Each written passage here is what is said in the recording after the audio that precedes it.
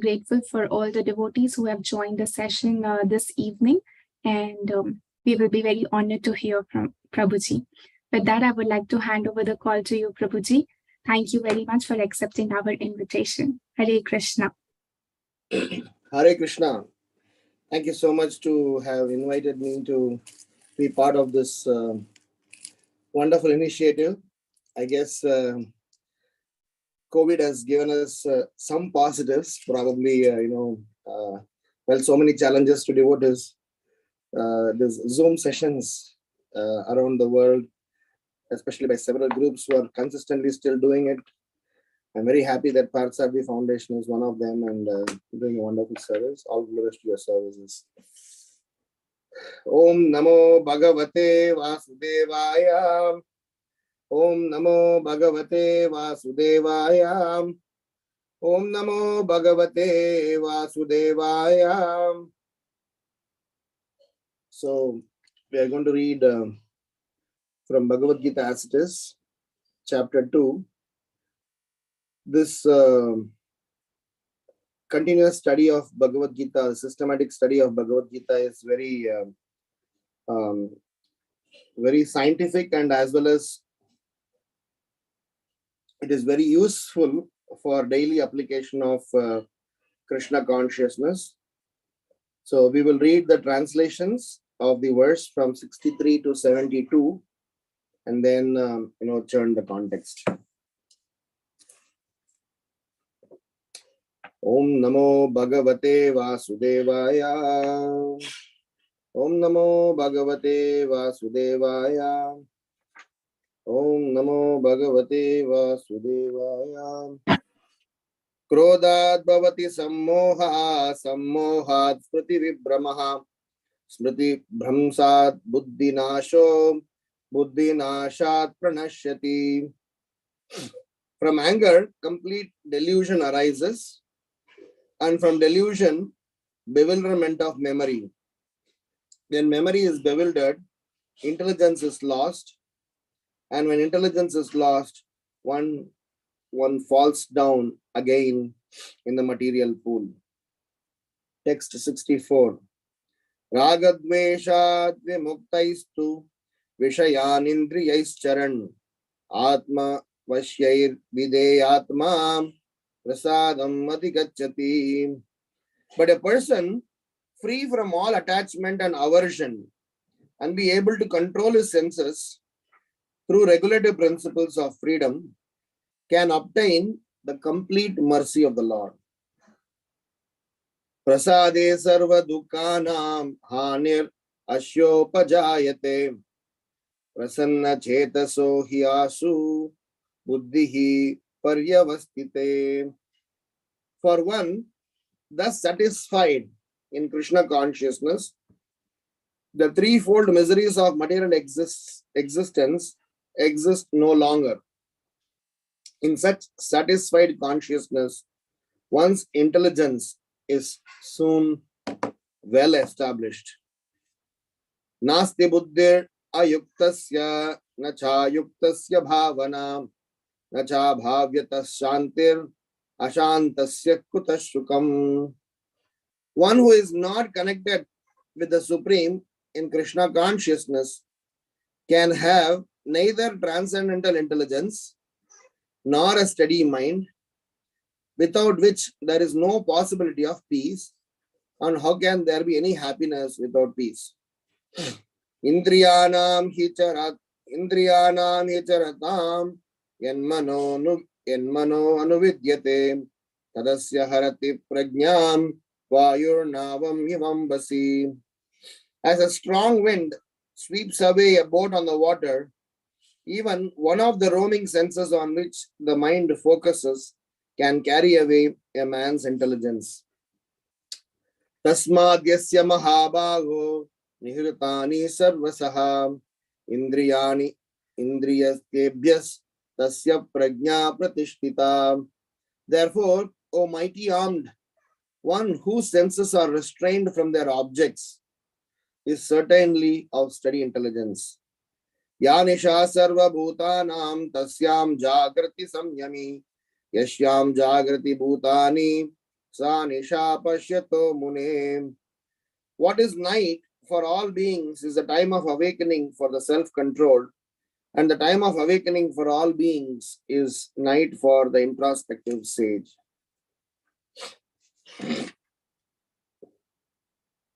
Apuryamana machala pratishtam samudram mapa pravishanti yadvat tadvat kamayam pravishanti sarve shashantim apnoti nakamakami.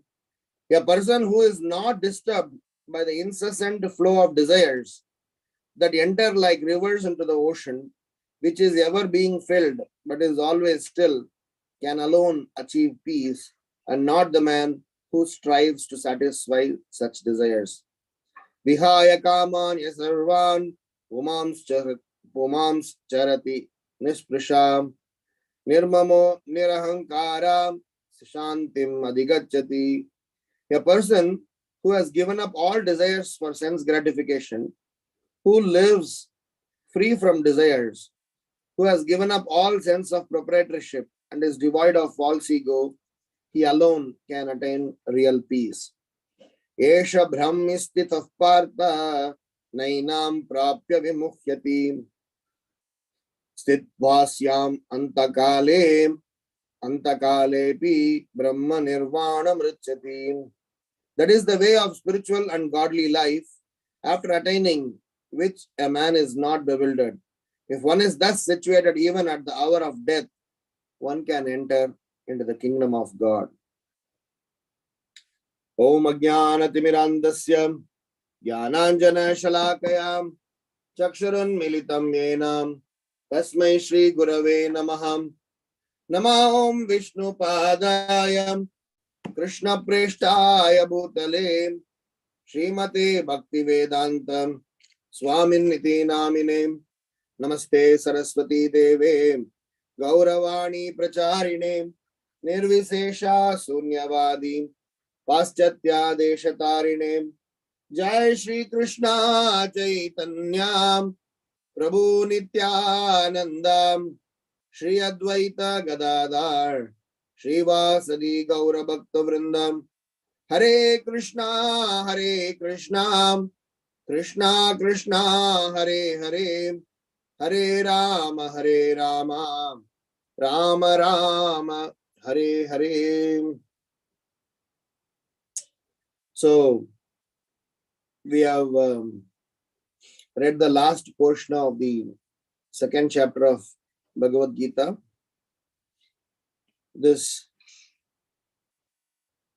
second chapter is actually a kind of an overview of entire Bhagavad Gita,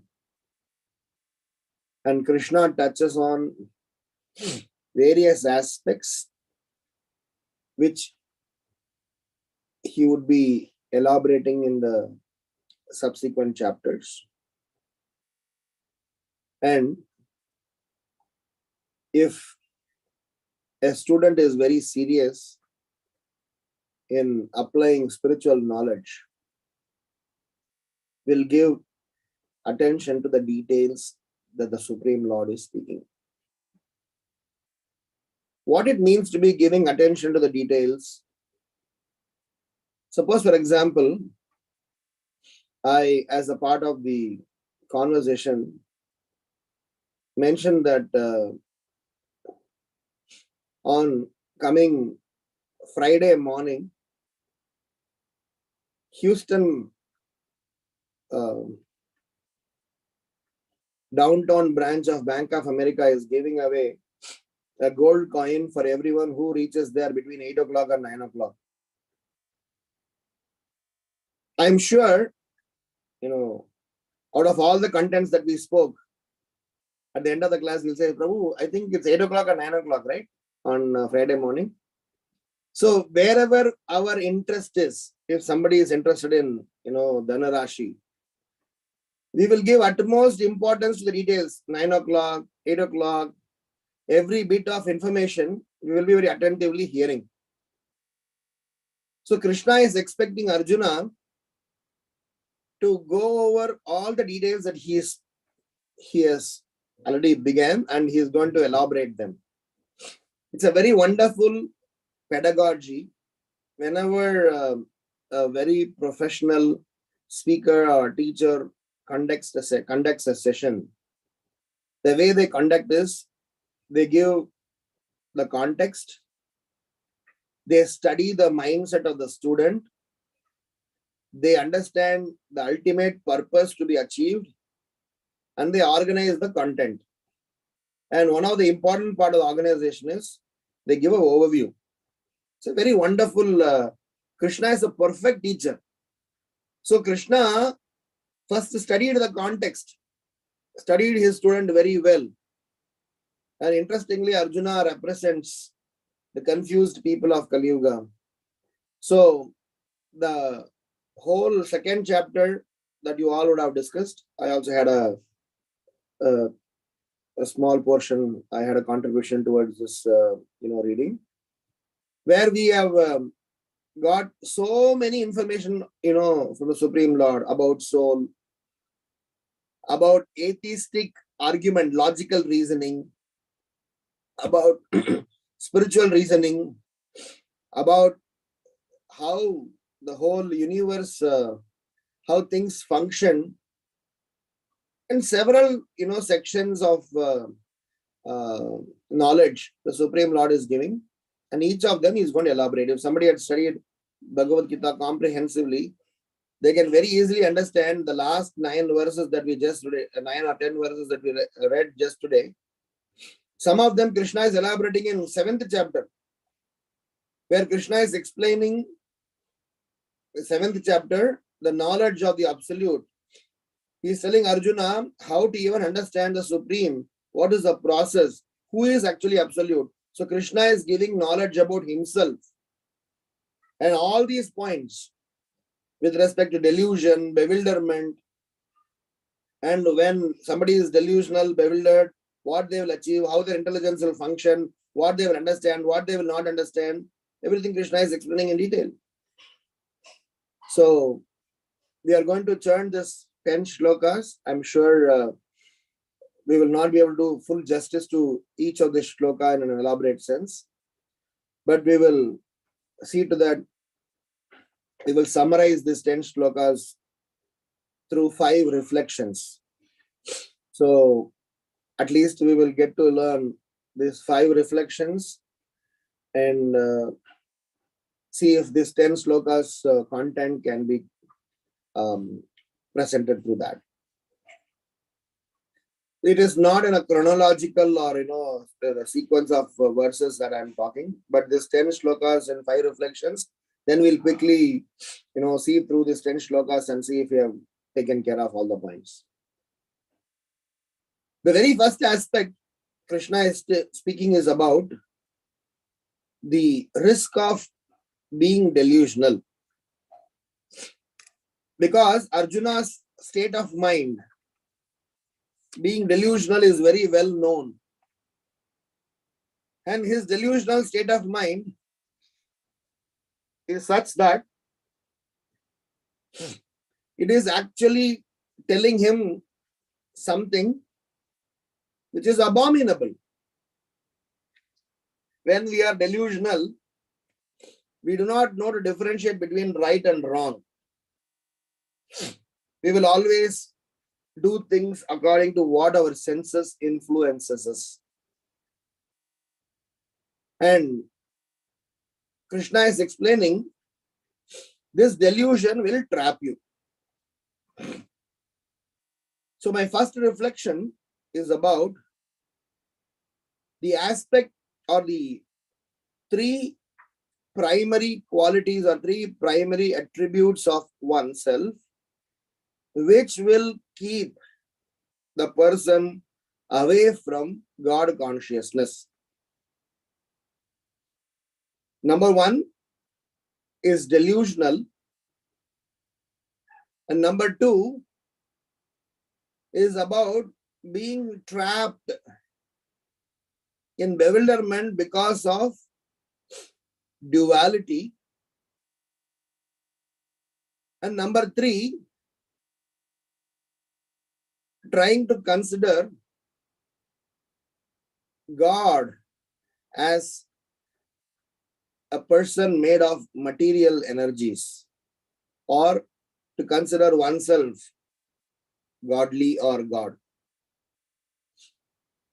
This I am, explaining both from this context and as well as from 7th chapter, where Prabhupada is giving a wonderful purport. The source of delusion is anger. I guess in the previous section of the 2nd chapter, you all would have dealt this till the point of anger. So we will not go on discussing anger management. That will be another chapter by itself. So I presume so you all have ended in anger, as anger is the outcome of whatever lust and other vices. So this anger is not going to leave you just like that. The anger is going to make you delusional. So this delusional is a very interesting state of mind. The state of mind is, it makes you feel convincingly correct that you are there and everybody else is wrong. There are several stages of delusion or several forms of delusion. But a person who is delusional, especially combined or derived out of anger, he is absolutely convinced that he is properly situated and the whole world is at fault. When you are angry, just analyze the reason for your anger. The reason for your anger is, what I understand, why others are not understanding. What I know as correct, why others are not knowing it. What I am feeling, why others are not feeling it. And we expect our ideology, our thought process to be, understood by others. Balki, we are not, anywhere there to claim that, to claim that profile. Neither we are some supreme lord or not some great personalities that your views have to be subscribed. So Krishna is explaining to Arjuna that when a person is delusional, when a person is bewildered by duality, when a person is thinking that God is made out of material energy, can never understand me. That is exactly the point, Krishna is explaining from verse number 63 and 64. So basically, the idea is that so long as we are going to be victim of this, we will never be able to, get closer to God consciousness. Krishna himself says he can't understand me. I'll explain this 3 points in, with some explanation. A person who is self-centered, whose world is revolving around himself, for him, his thoughts, his ideas, his feelings, and his and her quotients supersede everything else. They will be victim of these 3 qualities. For example, when you are doing, because even in Krishna consciousness, we may become, delusional and bewildered and having self-centered nature in the name of Krishna consciousness, not actually Krishna consciousness. So when you are doing a service, when you are engaged in an act, what you feel, what your opinion is, what your ideology is, supersedes the purpose of that service and the ideology and the function. Then you can understand we have this disease of any one of them or all of them. And 9 out of 10 instances, our activities in this material world is based on what I feel vis-a-vis what it is supposed to be. So in fact, on the converse side, one of the first requests that Bhakti Siddhanta Saraswati Maharaj is, keeping is, As a matter of fact, to grow in spiritual life, Bhaktisiddhanta Saraswati Maharaj says, it is extremely important for a student to know that he is not a hero. He has to simply try to be a speck in the hands of the spiritual master. Which means I utilize my intelligence.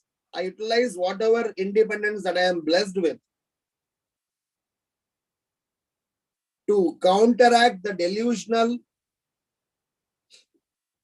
dual or bewilderment nature and self-centered godliness of feeling of godliness within ourselves. To counteract that, we pass on the control to regulate us, to direct us, to instruct us to a self-realized soul who can handle our quotients. So my first reflection is, Krishna is warning Arjuna that your current decision, which is based on delusion, which is based on duality, Krishna explains, so long as we are ulje hue, so long as we are stuck amongst duality, acha, bura, sahi, galat, bada, chota, beautiful, ugly, because these dualities are arising out of self-centered bodily consciousness. For a person, for a self-realized person, he only talks about correct and not correct. He only talks about what is absolute and what is illusional. A self-realized soul doesn't talk about what he likes or not likes, what is good or not good.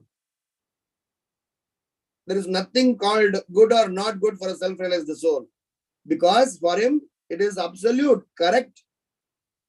I am following what my spiritual master says. What is to be done, whether I like or not like, whether it is good for me or not good for me, whether it is comfortable or not comfortable. He doesn't discriminate based on these aspects. Today, when we are trying to perform devotional service, we discriminate based on these comfort factors. Oh, no, Prabhuji, I don't like that service. Oh, no, Prabhuji, I will not be comfortable, doing this. No, Prabhuji. That's okay. To begin with, we have to operate based on what our, alignment is. But Krishna is trying to give a knowledge which will actually give him access to the Supreme Lord. He says, if your intelligence is lost, you will be fallen down and you will not be able to get God consciousness at all. Very clearly he says. So if at all we are in the path of God consciousness, we need to understand, I have to come out of delusion. I have to come out of my dualities, and I have to see to that the understanding about God consciousness, which by and large, before we came to ISKCON, before we started reading Prabhupada's books, we had varieties of an understanding.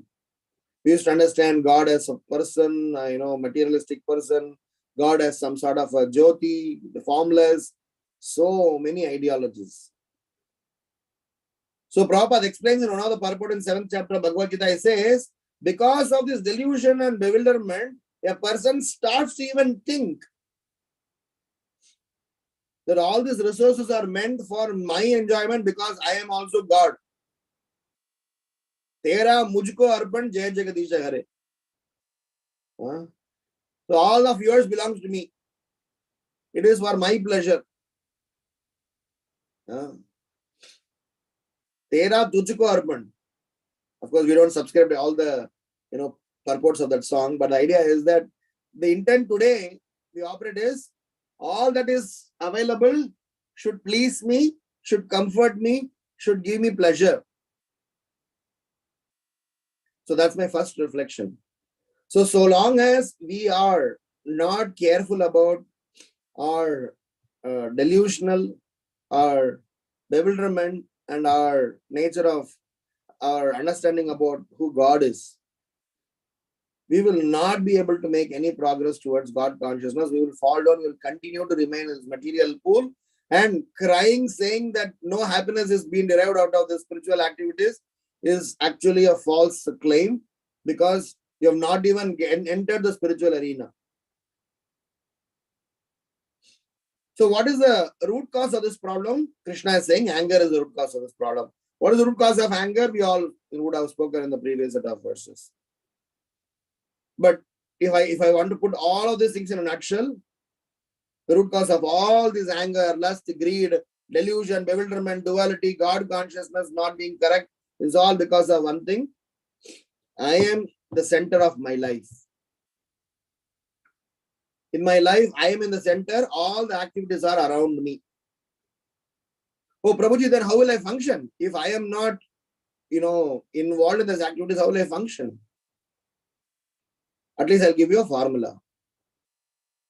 Previously, before studying Bhagavad Gita, we had understanding, and some of us, we still have the understanding that the life should be I, me, mine only. Now, at least after understanding Bhagavad Gita, can we change that understanding to say I, me, mine, and Krishna also? Can we at least do that? That is not yet a perfect stage, but at least a stage where we are letting Krishna come and join us in the center. Previously, I am in the center of my life. I, me, mine only. You take any action. If these three are not satisfied, you will not give a tick mark. You will not give a go ahead. Unless you're doing it for, under somebody's pressures or at gunpoint. So now, after studying Bhagavad Gita, since we can't immediately jump into perfection, we need to have some sort of a process. Can we at least say this? I, me, mine, and Krishna also. Why I am saying this? Because if you add Krishna into the agenda, the way every activity that we are doing, where we check if I am pleased or not pleased, if Krishna is also a part of the agenda, we will also cross-check if Krishna is pleased. It is like prior to marriage, decision is taken by self. After the marriage, decision is taken, supposed to be taken collectively. Of course, it is taken by some other self, but at least it is supposed to be taken collectively. So the intent is, when Krishna is part of our life, that's not yet complete in Krishna consciousness, but at least that's a stage that we can be in. So that is my first reflection. So we defined the problem, we defined the root cause of them, and we also defined the solution for them. Apparently, at least we cover that segment. That rises to the next aspect of the second reflection is the quotient of desire. Krishna is talking that how when the desire, if they are not properly illuminated, if they are not properly regulated, a person who is not disturbed by the incessant flow of desires can alone achieve peace. So now the second reflection is about desire. Desire is something that is absolutely under one's individual control. If anything, a human being can say that it is under his or her control, it is ability to desire. You can desire anything under the roof. Nobody is going to stop you. I hope you all know the concept of freedom and free will. The concept of free will is something that it doesn't have any boundaries. But the freedom has boundary. If a cow is tied on a rope and to a pole, the freedom that the cow has is directly proportionate to the length of the rope. But the free will the cow is having is she can think that I can go everywhere, wherever I see greeneries, I can go. But she is currently tied. So I may sit in my place and I may have my restrictions of not able to travel beyond a particular geography because of various reasons, no passport, no vaccination done, or whatever, maybe the goddamn reason. But I have a free will to desire what I want to desire. So what Krishna is saying, can we regulate these desires? Because these desires are arising out of the previous point of who is the center of our life. If the center of our life is me, I, me, mine, all the desires will be centered around it. If in the center of my life is me and Krishna, then I will do something for Krishna also. And Krishna is such a person, you just allow him some place and also tell him, I love you. You see the magic that is going to happen in your life. He has an art of very nicely nudging you out. All these Britishers and so-called invaders, what they did to the Indian subcontinent. They just came here for trade and they eventually started ruling the country. Krishna is much, much more smarter than all of them. You just give him a little space here in your heart. One Alvar is singing in Srirangam, in Sri Vaishnava Sampradaya. There's an Alvar, I forgot the name of the Alvar.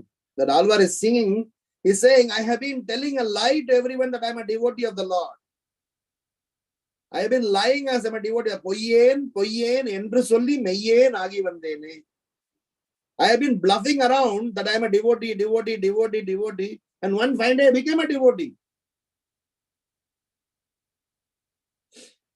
We have a proper disciple in Radha RamGirdhari temple by name Haridas Prabhu. So, his mother used to be a very sincere follower of Srila Prabhupada. Very, very regularly used to come for Radha RamGirdhari temple. I'm talking about earlier days in ISKCON, Juhu. So, but at that time, this Prabhu, he himself shared this. He said he used to be a thief. He used to, do pickpocketing, stealing things. And so his mother used to be very disturbed. How to fix this boy? So this guy, this Prabhu, at the time, because of some of the pickpocketing, he had to be arrested. So poor mother, whether the son is a thief or a saint, her love is unconditional. So she went to the jail and said that, oh beta, to ab to sudhar ja, do something useful in life. So she went and gave a Back to God magazine. ठीक है, तो jail में रह के तो Bhagavad Gita पढ़, कुछ ना कुछ पढ़. By staying in the jail, at least you study something. So in the Back to God magazine, on the rear cover of Back to God magazine, there was a very beautiful picture of Srila Prabhupada with Rolex watch. So this person decided, as soon as I step out of the jail, I'll go meet this man, flick this Rolex watch, ek aadh mahina chal jayega. I will be able to sustain for a few months. So his agenda was, after reading, taking Back to God magazine, all that attracted him in that Back to God magazine was Rolex watch of Srila Prabhupada. Nothing else. So right after his release from the jail, he did go to Radha RamGirdhari temple. He has to put up a show off as if he has come for sincere following. So he went to Radha RamGirdhari temple, surrendered, offered obeisances to Prabhupada. For 1 week, he did all that he could do to establish that he is a sincere or kind student. And in that 1 week of him staying in there, because of his stay with the devotees and seeing the activities and being part of the Krishna Consciousness program, he felt so transforming. He felt ashamed of himself. He went to Srila Prabhupada and said, Srila Prabhupada, I'm so sorry. I want to confess that I came here actually to flick your Rolex watch. To his surprise, Prabhupada removed his Rolex watch and gave, take it. This is what attracts you. Take it. And he said, I've never left Radha Rasbihari temple after that. The point is, I mean, he's still there. I mean, he's so loyal to Prabhupada. He's so attached to Prabhupada. He personally shared, many times he personally shared, I was a thief. Prabhupada made him a human being. So the point I'm trying to say is, Krishna consciousness and Krishna's devotees are much, much more smarter than what you could think that you are smarter. So just let them, participate in some portion of your life. You see how, you are going to be transformed. So the message here is that if for us to regulate our desire, what are we supposed to do? We have to regulate our desire. The desire should be sprinkled, should be, enabled with spiritual knowledge. Because desire alone, as it is explained, that when a person whose senses are restrained from their objects is certainly of steady intelligence. And whose senses will be restrained? The senses will be restrained only when you know what to desire, what not to desire. If those whose senses are attached to the sense objects, he is carried away, as it is explained in verse number 67, as a strong wind sweeps away a boat on the water, even one of the roaming senses on which the mind focuses can carry away a man's intelligence. So this desire and senses are like a cause and effect. So it's a big science. The idea is we are talking about desire to be regulated, because what you desire you have control over, and desire takes us everything. Desire takes the help, the entire subsequent journey is based on what you desire. So my second reflection is that if somebody is able to regulate their desire, if somebody is not able to regulate the desire, Krishna says their intelligence will be lost, because you will desire something and you will go, haywire, you'll get lost. But if your desire is regulated, if your desire is channelized properly, then you can claim some credit. So the way we did the previous reflection, the second reflection is desire is the root cause for all our activities. Desire needs to be regulated, and the way desire is to be regulated is by exposing the desire to spiritual knowledge. So the spiritual knowledge superimposes our desire. Every time when we are desiring something, we are able to align, we are able to cross-check, we are able to, evaluate them with the help of spiritual knowledge. Then what happens is that we will be classified as an intelligent person, and we will be able to come out of this whirlwind of suffering in this material world. Because desire leads to Shraddha. Shraddha leads everywhere.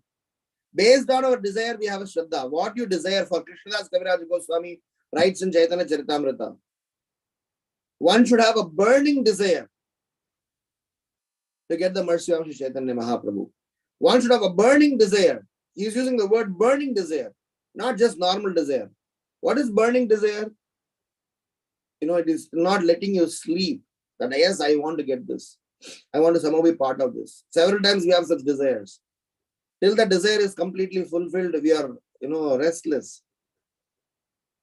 So can we also desire something for our spiritual life? And this facility is available only for human beings. Others may desire but may not be able to get. They have only free will. But we have freedom to choose what to choose, what not to choose, how much to choose, how much not to choose. And that intelligence comes from spiritual knowledge. So if I can put a flow chart, desire, usually what the flow chart is, desire, action, reaction, reconfiguring of desire. This is how general life is. If I can, try to explain this in some sort of a simple control systems. If anybody is engineer, they'll be able to understand what a control system is. If I can share. So we have desire, then desire leads to, based on desire, we perform an action, and each of this action will give a reaction. And if this reaction is in our liking, we keep doing this activity. Otherwise, we go back and reconfigure the desire. This is how generally we function. But what we are suggesting is, now we put desire and let the desire go through spiritual knowledge. So when the desire go through spiritual knowledge, the net action and reactions are automatically regulated because the spiritual knowledge influencing desires. The spiritual knowledge influencing desire is going to be very nice. That's what Krishna is explaining, that when your desires are regulated, your activities are regulated. What is night for all beings is the time of awakening for the self-controlled, and the time of awakening for all beings is the night for introspective stage. Prabhupada writes in the purport, I'll just read a portion there. There are two classes of intelligent men. One is intelligent in material activities for sense gratification, and the other is introspective and awake to the cultivation of self-realization. So this is what we are talking about. This is first line is one who is intelligent for sense gratification, but this is intelligent for spiritual knowledge. Even for materialistic activities, we need intelligence. If somebody has to do all sorts of so many sense gratificatory agendas, so much of intelligence, so much of thinking, so much of hard work is needed. But they are all going to be eventually, resulting in some futile, stage, very, very volatile ones. They are not going to be, sustaining for a long time. But this one, desire with spiritual knowledge, can take you places. So the second reflection is about how one needs to learn to regulate one's desire, and desire influenced by spiritual knowledge. Now there comes to third reflections. The third reflection is with respect to the action and Prabhu, how will I know if my actions are, properly, coming a real output? Because many times we think that we are spiritual. Many times we think that I'm already Krishna conscious, but somewhere there should be some checkpoints. If my actions are in line with what I'm expected of. One of the good things that Arjuna did was, Arjuna was confused, but somehow because of his association with Krishna, as well as because of him from a very cultured background, he did not take a decision just because he desired something. He got somewhere doubt, an iota of doubt, saying that probably what if my thinking is wrong? So let me get it clarified. Let me come out of this, duality.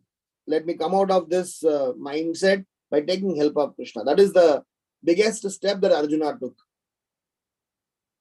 So idea is that when we are in the process of Krishna consciousness, when our desires are addressed, the actions have to be cross-verified. So if the actions are being done after this, we need to see how those actions are supposed to be. As Prabhupada is writing, it should be introspective in nature. Activities of the introspective sage or thoughtful man are night for persons materially absorbed. Materialistic persons remain asleep in such a night due to their ignorance of self-realization. The introspective sage remains alert in the night of materialistic men. The sage feels transcendental pleasure in the gradual advancement of spiritual culture, whereas the man in materialistic activities, being asleep to self-realization, dreams of various varieties of sense pleasure, feeling sometimes happy and sometimes distressed in a sleeping condition. The introspective man is always indifferent to materialistic happiness and distress. He goes on with his self-realization activities undisturbed by material reactions. So that is what we are going to speak about. This action and reaction stage after this desire with spiritual knowledge. What is the spiritual knowledge? Let me just say 2 minutes. That any time you desire, you put it through some basic tenets of Krishna consciousness. Because remember, right now in the center of your life, along with you, Krishna is also there. It is like when we are becoming a parent. Before being married, our thinking mechanism is different than after we got married, because we'll think up along with our spouse. But after the husband and wife are blessed with a child, the thinking is further refined because they'll think for the child. So similarly, because now Krishna is part of your program, Krishna is part of your center, Krishna is with you, so your desire should be always supported with agendas which pleases the Supreme Lord also. So desire with spiritual knowledge actually mean that you have to always put your desire, whether you're buying a house, buying a food, buying a dress, buying a car, going for a job, getting married, doing anything in life that you desire for, you cross-check with the tenets of Krishna consciousness. Will this be in favor for Krishna? Will Krishna like this? Will Krishna consciousness not be hampered in this? You always cross-check. So that tenets need to be properly defined. It's itself a separate session. But the idea is somehow we need to put them through. So hence the third reflection is, how will I know? I will know by 4 aspects. If my actions are always supported by these 4 aspects, then at least I know my desire is illuminated by spiritual knowledge. Number 1, your actions are supposed to be non-envious. Number 2, sense gratificatory propensity should come down.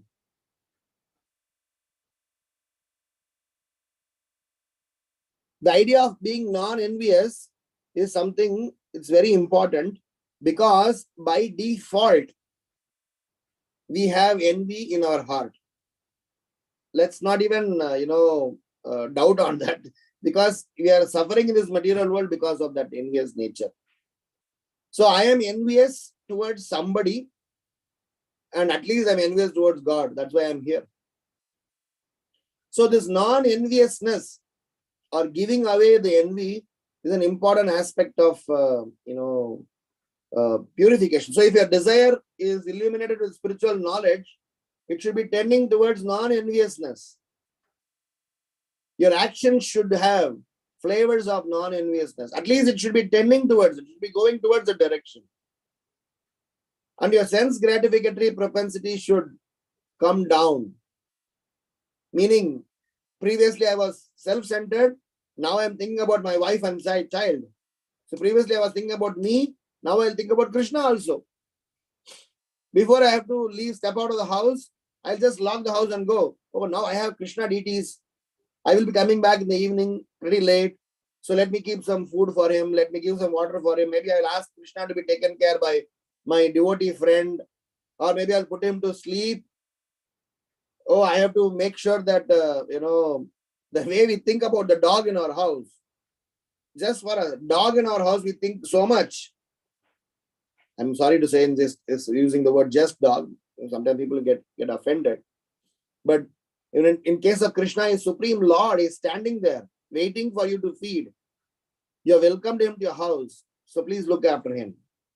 Please take care of him. He is not some putla. He is a person with consciousness, with feelings, with expectations, with emotions, and he has agreed to be part of our life.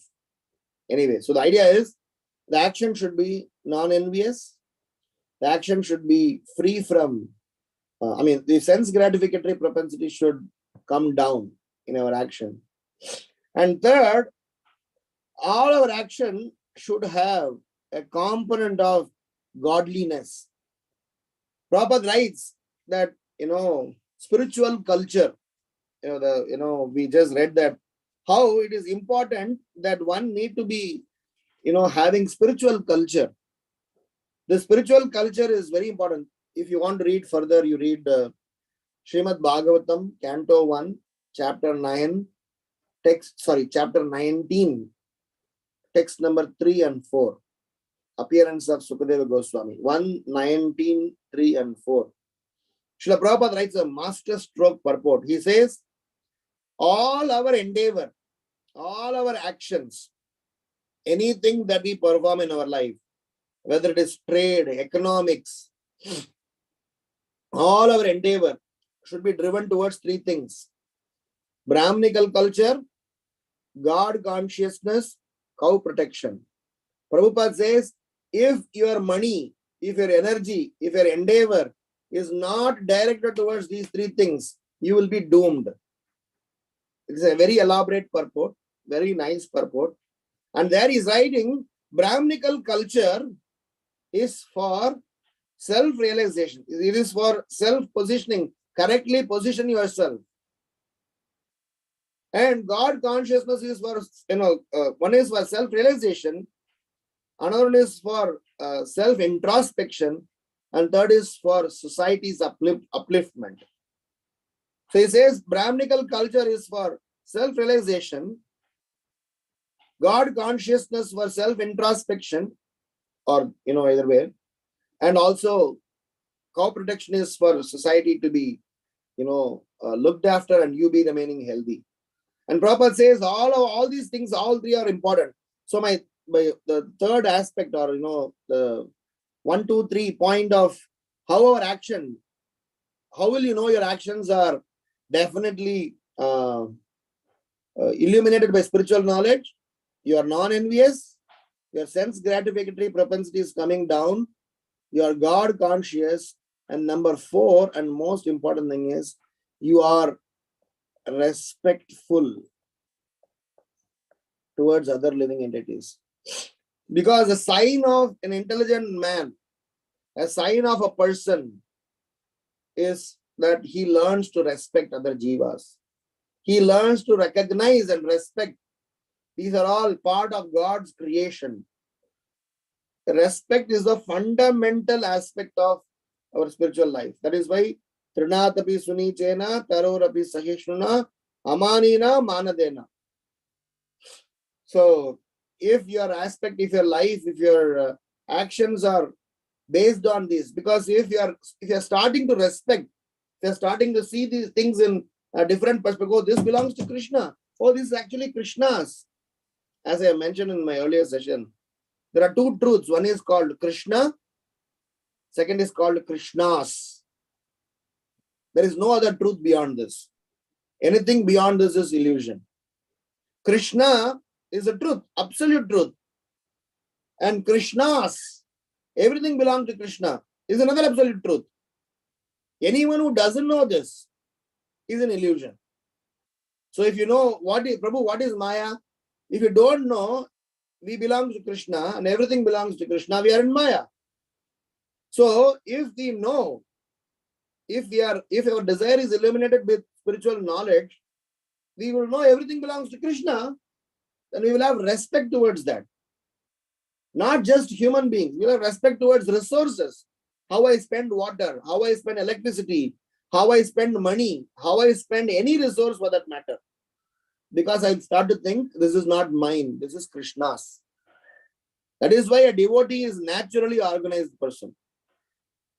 Okay, so I'm not even finished 3, so I'm not sure how I'm going to finish the remaining 2, so maybe we'll have to skip those 2. The idea is that we need to learn to control, regulate our desire through spiritual knowledge, and that spiritual knowledge will lead us to perform action which will be non-envious, which will drive towards reducing our sense gratificatory propensity, which will increase our God consciousness and we will learn to respect things the right way. Okay, I guess the remaining two we will keep it for future sessions, because I guess it's already time for me to close the session. So we discussed 3 sets of reflections today. The first reflection is about how delusion, bewilderment, and also understanding about the real God consciousness, if they are not there in place. So it is going to be a trap for us. We will not be able to make any progress. And the reason we are delusional is the source of them is anger. The source of them for all these things, these 3 things are a self-centered nature. So long as I am self-centered, so long as things are happening around I, me, mine alone, then Krishna explains that we are in the material pool. So for us to come out of the material pool, we really need to do something, which is what we said. We will add Krishna to our lives. So we will say I, me, mine, and Krishna also. And second reflections we discussed is about the reflection on desires, and how desires are the beej, the seed for all our activities, all our actions that we perform. We need to learn to desire. If you desire well, probably things can happen, and there is no qualification required for your desire. You just desire. The intent is if anybody who could desire correctly, then things can happen nicely. And we discussed that how desire should be illuminated with spiritual knowledge for the actions and reaction to be regulated. And the third reflection we discussed is how will we know our actions are born out of spiritual knowledge. The desires illuminated with spiritual knowledge, the actions are going to be cross-checked with these 4 qualities. If my actions are non-envious, if my sense gratificatory propensity is reducing, and if my actions are always having God consciousness imbued in this, and I have a natural respect that everything belongs to Krishna and I am just a caretaker. So I will stop here. I mean, there are finer details that we can still speak about it. So, but then we'll stop for the sake of time. Any questions or comments? I'll be happy to respond. Hare Krishna. Hare Krishna, Krishna Krishna, Hare Hare, Hare Ram, Ram Ram, Hare Hare. Very, very beautiful summary, Prabhuji. I took notes while you were explaining, and then in the end, you summarized everything. That was just the icing on the cake. Thank you very, very much for such a wonderful session. I wish we could complete the other 2 reflections also. But like you said, we can leave it for the next time, however your time permits. I would like to request devotees, if you have any questions or comments for Prabhuji, you can raise your hand and then we can ask.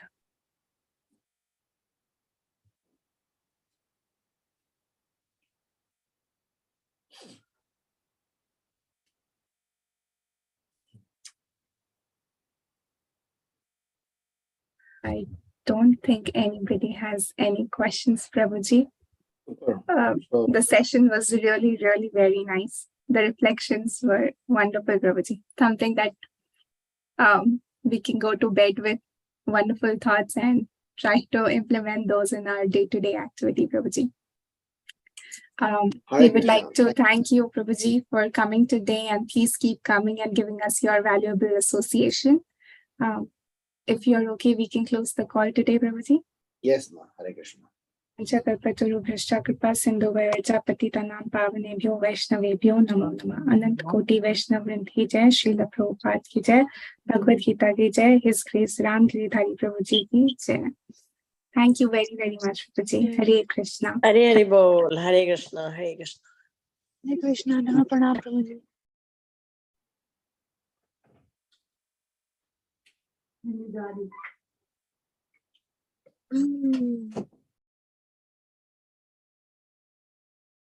Close कर सकते हैं call माता जी? Yes, please. हरे कृष्णा, दंडवत प्रणाम। Then we'll